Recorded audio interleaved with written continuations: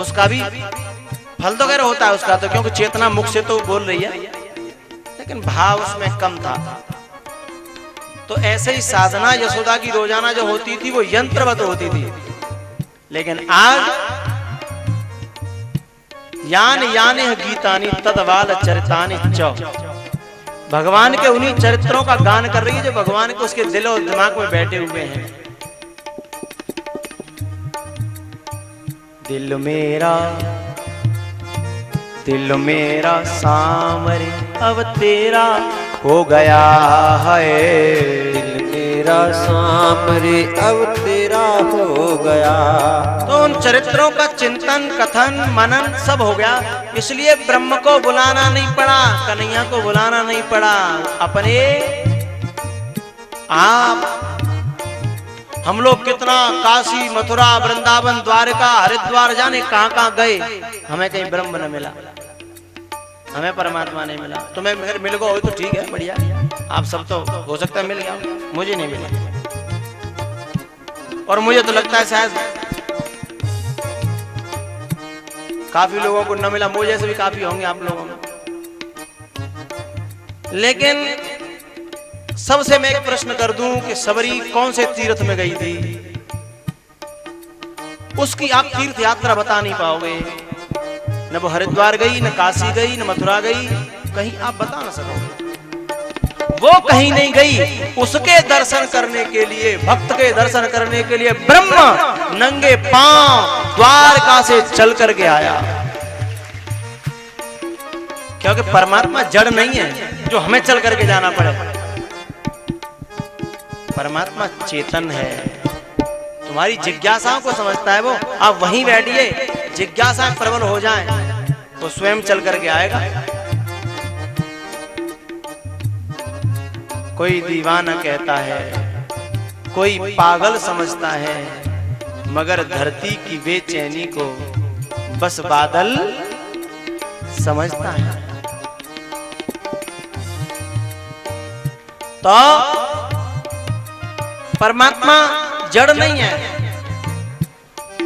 वो चेतन है, वो स्वयं चल सकता है। हमारी जिज्ञासा हो, हमारी भावना प्रबल हो जाए।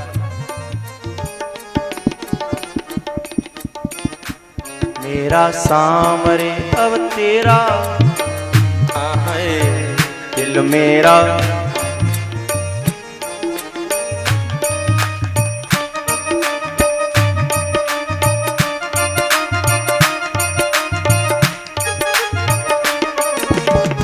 जय भोले।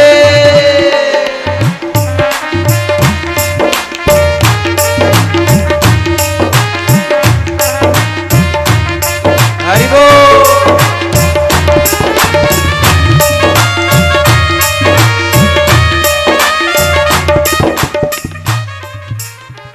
दिल मेरा सांवरे, हाय हाय हाय हाय, दिल मेरा सामरे अब तेरा हो गया। भैया भगवान स्वयं आए और आकर के पीछे से मां की कमर पर चढ़ गए।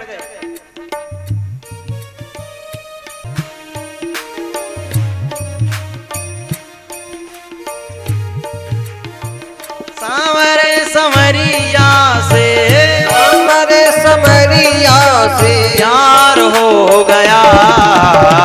दिल मेरा सांवरे अब तेरा हो गया, दिल मेरा सांवरे अब तेरा हो गया।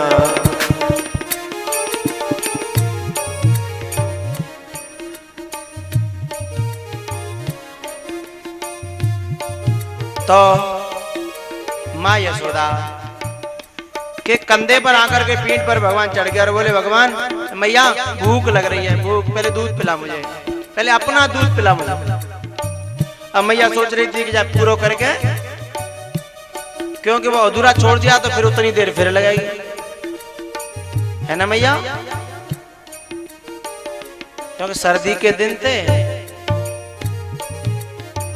और उसमें जैसे तैसे वो उसमें गर्म पानी दे दा करके वो आया था, लेकिन यदि वहां छोड़ देती है तो फिर वो ठंडा हो जाएगा और दोबारा उसमें फिर गर्म पानी फिर वही सब समय ले जाएगा। क्यों भैया, गलत कह रहे हैं? क्योंकि बड़ी मुश्किल से गर्मियों में गर्म पानी दे दे के उसे ठीक करना पड़ता है, सर्दियों में ठंडा पानी दे दे के उसे सही करना पड़ता है ना?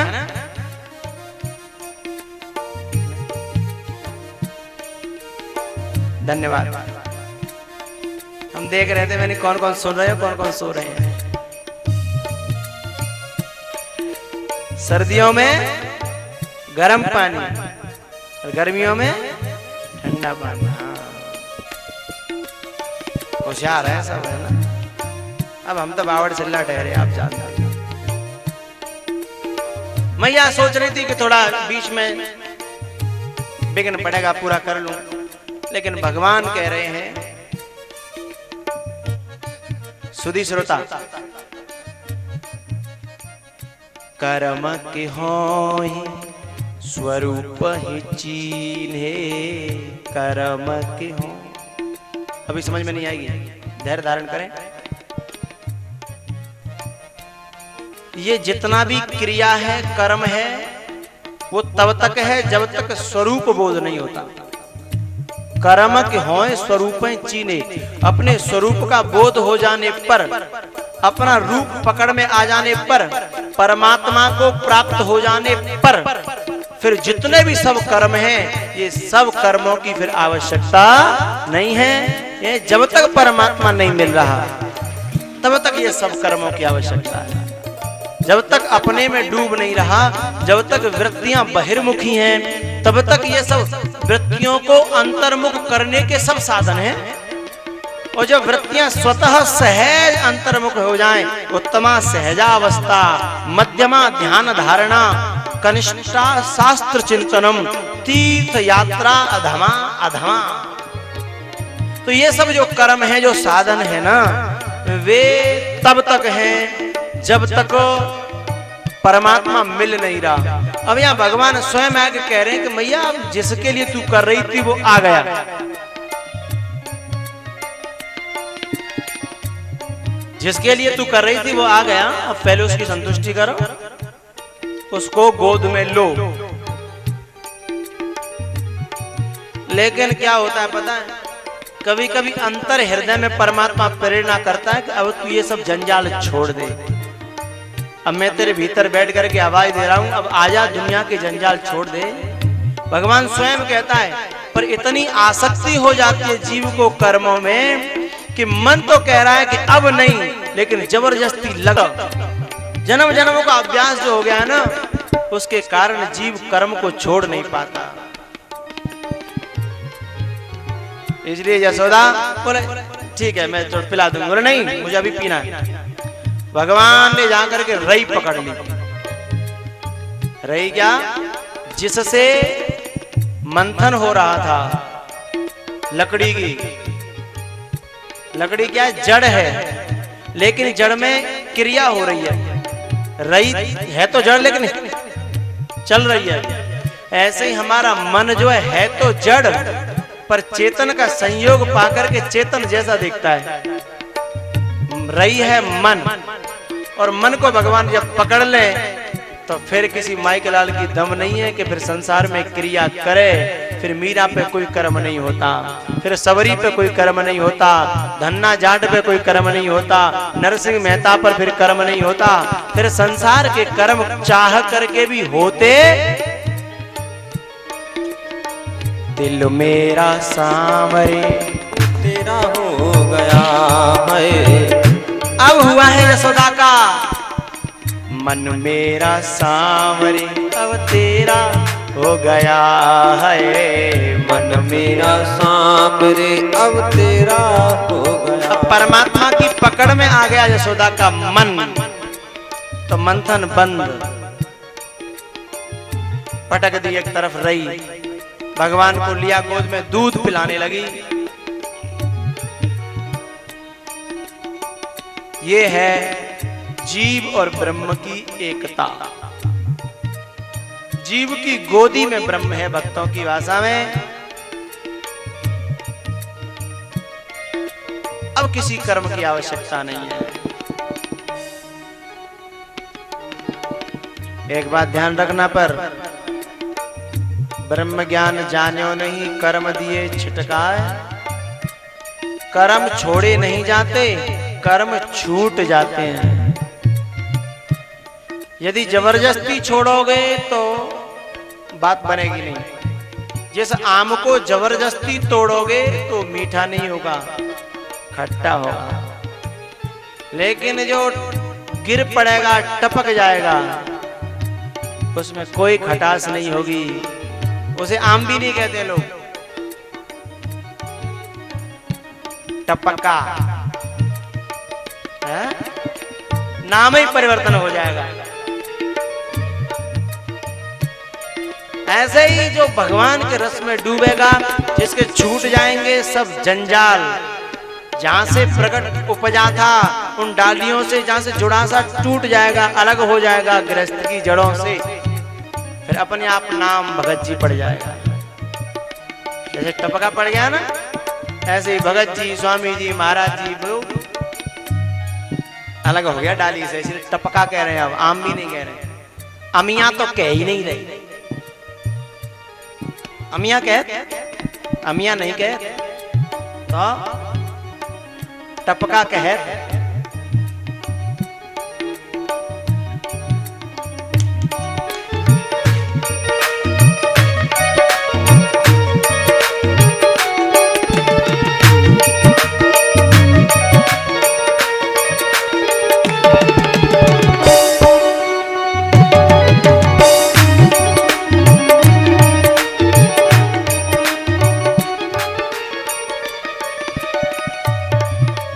मैया ने दूध पिलाना शुरू किया। उधर जो बरोसी में दूध गर्म हो रहा था थोड़ी दूर पर, यहाँ दूध भी भगवान का भक्त है। समझिएगा, वृंदावन की हर वस्तु परमात्मा की किसी न किसी जन्म की भक्त है, हर वस्तु।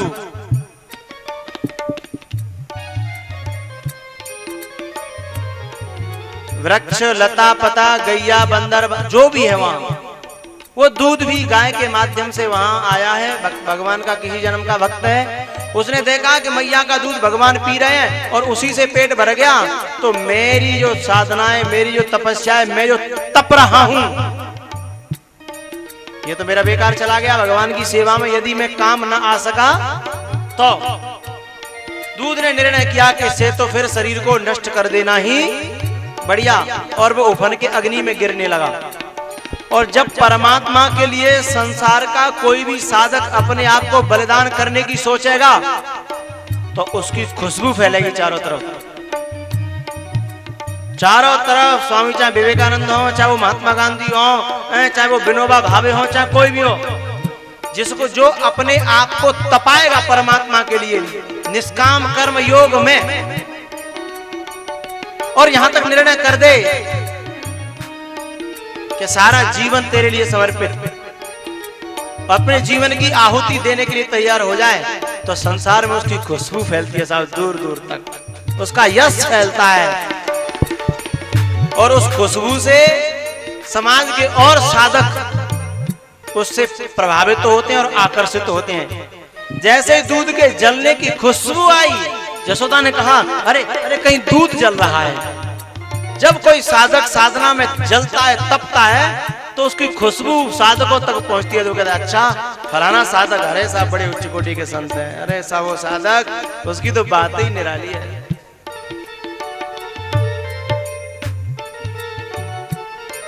ये आग में जब जलने लगा, यशोदा तुरंत गई और पानी के छींटों से शांत किया जल। जब कोई भक्त ज्यादा व्याकुल और आकुल होता है तो दूसरा साधक उसके ऊपर आकर के राम भगत जल के छींटा लगाता है, जिससे उसे सांत्वना मिल जाए। आप लोग बहुत व्याकुल हो, बड़े परेशान हो, और कोई संत आ जाए हैं और बढ़िया प्यारी प्यारी कथाएं सुनाए हैं, तो आपकी अशांति मिट जाएगी। राम भगत जल, जल के छींटे लगाए। दूध जो उफन रहा था ना, जो जल रहा था, एकदम शांत हो गया। उसने देखा कि एक भक्त ने मेरे पर अनुग्रह किया है, और ये वो भक्त है, ध्यान रखिएगा, उफनते हुए जलते हुए हृदयों को उसी के हाथों से शांति मिल सकती है जिसकी गोद में ब्रह्म खेलता हो, जो ब्रह्म की सेवा में लगा हो, जो परमात्मा की सेवा में लगा हो, वह जो आनंद को गोदी में खिलाता हो, वही दूसरों की अशांति को आनंद में बदल सकता है, अशांति को शांति में बदल सकता है। वो है यशोदा, जिसकी गोदी में ब्रह्म खेल रहा है। खुद अशांत हो तो शायद शांति बांटने के लिए कहां से आएगा। जिनकी गोद में ब्रह्म खेलता हो, यशोदा की गोद में ब्रह्म खेलता है। एक बात बताऊं, जिनकी गोद में ब्रह्म खेलता हो, वे किसी पर एक बार के लिए जल के छींटे मारे या न मारे, वे वहां से निकल जाएंगे ना, तो भी उनकी हवा से दूसरे लोगों को शांति मिल जाएगी, चित्त शांत हो जाएगा।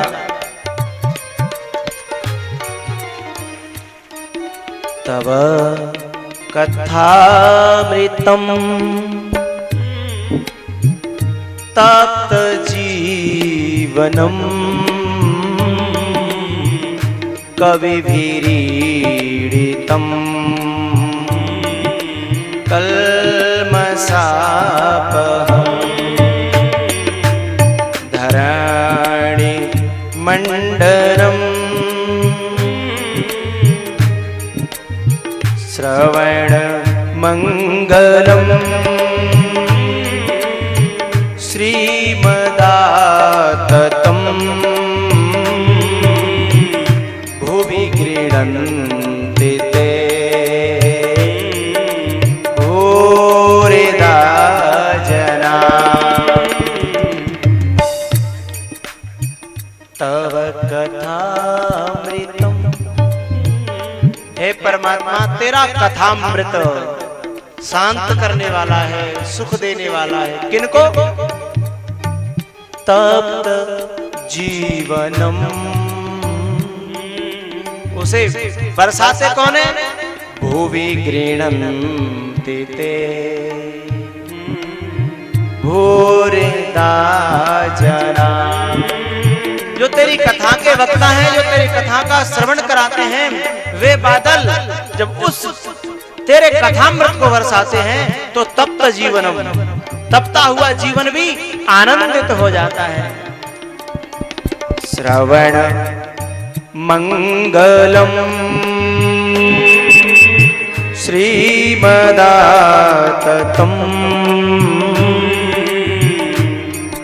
और जैसे ही कानों को वे चरित्र सुनाई दें सच्चे, तो श्रवण मंगलम, सुनते ही मंगल करते हैं, आनंद देते हैं। सुनते ही सीता कर दुख भागा, रामचंद्र गुण बरने लागा।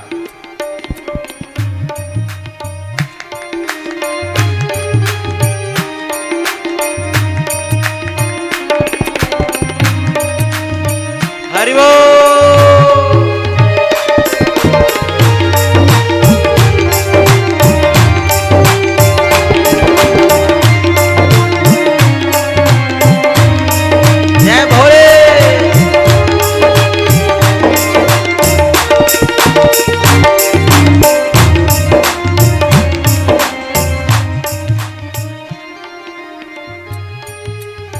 यशोदा ने दूध को दूसरे साधक को, साधक ने शांत किया, सांत्वना दी। उसके बाद भगवान को बड़ा बुरा लगा, क्योंकि भगवान को छोड़ के गई दूध पिलाते हुए और दूध को बचाया। तो भगवान ने देखा कि मैं आ गया, ब्रह्म आ गया, परमात्मा मिल गया, उसके बाद भी इसकी संसारिक वस्तुओं में इतनी आसक्ति है कि परमात्मा को, साधन को, साध्य को छोड़ देता है जीव। तो भगवान क्या करता है फिर? जब कोई साधक परमात्मा की साधना को सांसारिक भौतिक वस्तुओं के लिए छोड़ने में 1 मिनट नहीं लगाता, तो फिर भगवान कहता है कि तेरी वस्तुएं नष्ट कर दूं, तब तू अच्छी तरह मोह पा जाएगा। क्योंकि आपने बहुत से लोग देखे होंगे गरीबी में बड़ा भजन करते थे, बड़ी साधना करते थे, लेकिन भगवान ने कुछ दे दिया तो समय कम हो गया, फैक्ट्री देखनी है, बिजनेस देखना है, नौकरी भी देखनी है, ये भी देखना है, तो साधना कम हो गई, छोड़ दी, अब उलझ गए उसमें। तो फिर भगवान कुछ दिन बाद फिर उन्हें छुड़ाना चालू करता है। वो कहता है कि तो पे झिली नहीं, तो पे पची नहीं, जिसने दी थी और उसी को तूने छोड़ना चालू कर दिया। भगवान बोले कि मेरी दी हुई वस्तुएं और उनमें तुझे इतना प्यार है कि मुझे पटक करके चली गई। भगवान ने कहा मैं ध्वस्त करूंगा तेरी इन वस्तुओं को जिनमें तेरी आसक्ति है।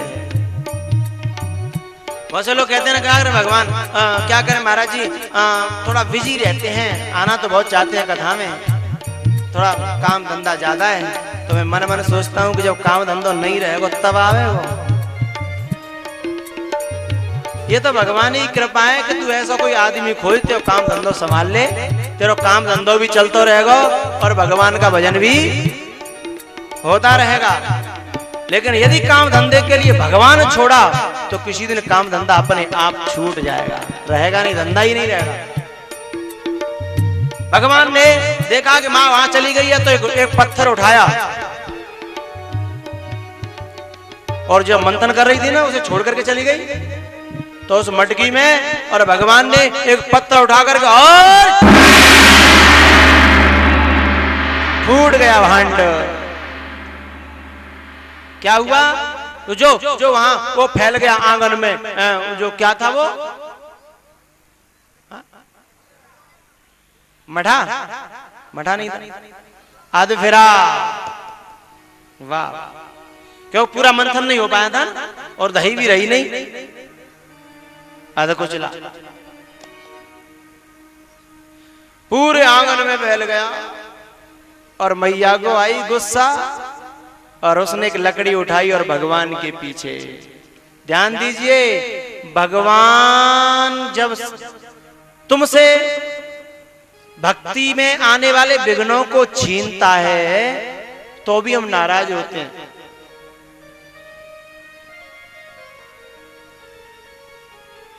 आज सुबह एक सज्जन हमसे कह रहे थे कि महाराज जी एक बड़े बूढ़े थे, बोले इनकी समस्या का समाधान करो। मैंने कहा क्या समस्या है?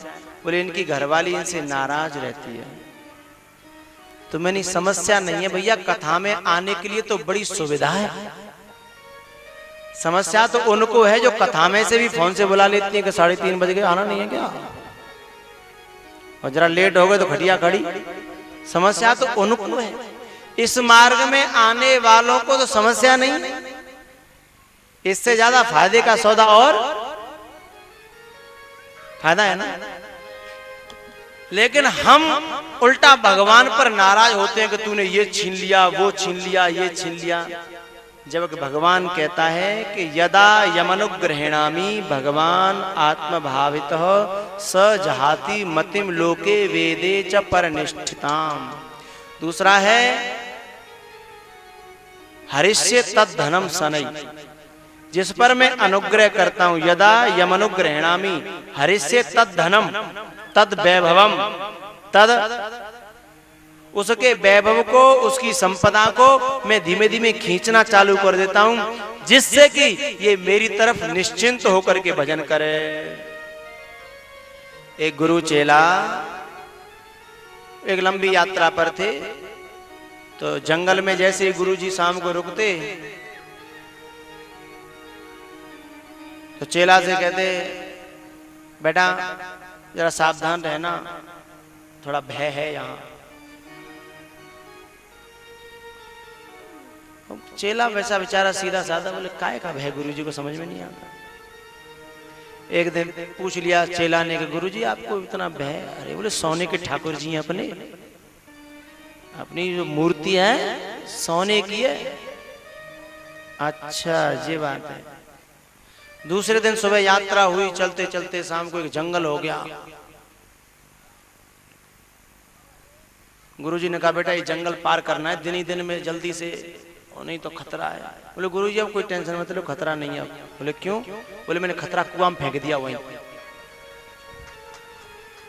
बोले जो खतरा था जो न भजन करने दे रहा था, न सही चैन से चलने दे रहा था, न कोई बातचीत ढंग से करने दे रहा था, हर समय डर भय। तो जब भगवान अनुग्रह करता है, कृपा करता है, तो ये जो खतरा है, जो भय है, जो झंझट है, उन सबको खींचना चालू कर देता है। लेकिन हमारी आसक्ति होने पर हम नाराज होते हैं। बताओ, भगवान ने, हम तो साहब बिल्कुल बाबा जी कर दे। लोगों का कहना है कि हम तो भगवान ने, लेकिन हाँ, भगवान न खींचेगा न तुमसे छुड़ाएगा यदि उसमें रहते हुए भी तुम्हारी स्थिति नहीं बिगड़ रही है तो भगवान नहीं खींचेगा। फिर और कोई बात नहीं, फिर तो और देगा। एक बात बताओ, आपके घर में आपके 5 बेटे हैं और 5 बेटा में 4 ऐसे हैं जिन्हें मिल जाए तो बस जकड़ करके अपने अंदर तिजोरी में रख लेते हैं, लेकिन 5वां ऐसा है उसे जो कुछ भी मिले वो 5 मिल बांट करके खाता है। उसकी आसक्ति नहीं है न खाने में, न पीने में, न धन के जोड़ने में। और 4 ऐसे हैं कि जिन्हें न को मिल भी, जो कुछ भी मिल जाए उसे तुरंत अलग रखते हैं अपने लिए व्यक्तिगत। तो जब आप मरोगे, हम मरेंगे, तो सारा धन जब सौंपेंगे तो विचार सौंपने का करेंगे। 5वें के में, क्योंकि तुम्हें विश्वास है कि ये व्यक्तिगत अपने लिए कुछ नहीं करता। इसके जोड़ने की, इकट्ठा करने की, हड़पने की बिल्कुल चेष्टा नहीं है। आप उसको सब और ज्यादा दोगे, सब कुछ दो दोगे, और ज्यादा नहीं, सब कुछ दे दोगे। ऐसे ही इस सृष्टि में, समाज में परमात्मा उनको ही ज्यादा प्रदान करता है जो समाज को हिसाब से बांटते रहते हैं। और यदि हड़पने का और जोड़ने का और व्यक्तिगत जो प्रयास करते हैं, परमात्मा उनसे छीनना चालू कर देता है। उदार चरितानाम वसुदैव कुटुंबकम। ये जो भागवत कथा हो रही है, जो करा रहे हैं, जरूरी थोड़ी वो कराएं न कराएं, किसी का दबाव तो है नहीं, लेकिन समाज में वितरण करने की जो भावना है, व्यक्तिगत समेटने की भावना नहीं है। तो परमात्मा को ऐसे साधक पसंद आते हैं और फिर कहता है कि जी अपने पास तो रखता ही नहीं, क्यों इसी को दिया जाए। अपने आप वो काम करेगा जो परमात्मा का संकल्प है। जो बालक तुम्हारे संकल्पों को पूरा करेगा, आप उसी को, चाहे वो दूसरे तुमसे लड़ें या झगड़ें या केस कर लें, लेकिन आप उसी को देने की चेष्टा करोगे।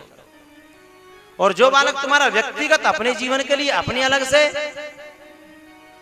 जोड़ने लगेगा, आप उससे कटने लग जाओगे। ऐसे ही परमात्मा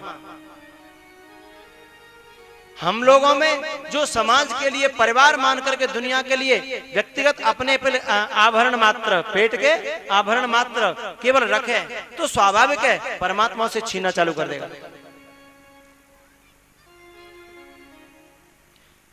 एक जब मारा और फूट गई वो आसक्ति की मटकी, तो गुस्सा आया साहब जसोदा को। हमको भी गुस्सा तो आता ही है, क्यों भैया? हम तो पूजा पाठ करें, भक्ति करें, वो सब काम करें, तब भैंस दूध नहीं दे, या भैंस को पड़ रहा मर जाए, या फिर बाई चांस भैंस ही मर जाए, तो भगवान में गुस्सा आवे कि नहीं? आत्मंती बताइए, आवेगी तो आते कि हम तो सोमवार का भी व्रत रखते हैं, एकादशी का भी रखते हैं, पूजा पाठ भी करते हैं, और ये भगवान ने नहीं सोची कि रूख रह जाएगी हमारे घर में, गुस्सा आएगी। बहुत कम लोग होते हैं जो भगवान से ये कहते हैं, जो बनाओ सो बन जाएंगे, जहां भेजो वहीं जाएंगे। जो बनाओ सो बन जाएंगे, जहां भेजो वहीं जाएंगे। चाहे न्यारे रहें, चाहे नियरे रहें, चाहे न्यारे रहे, चाहे नियरे रहे, पर तुम्हारे ही कहलाएंगे। जो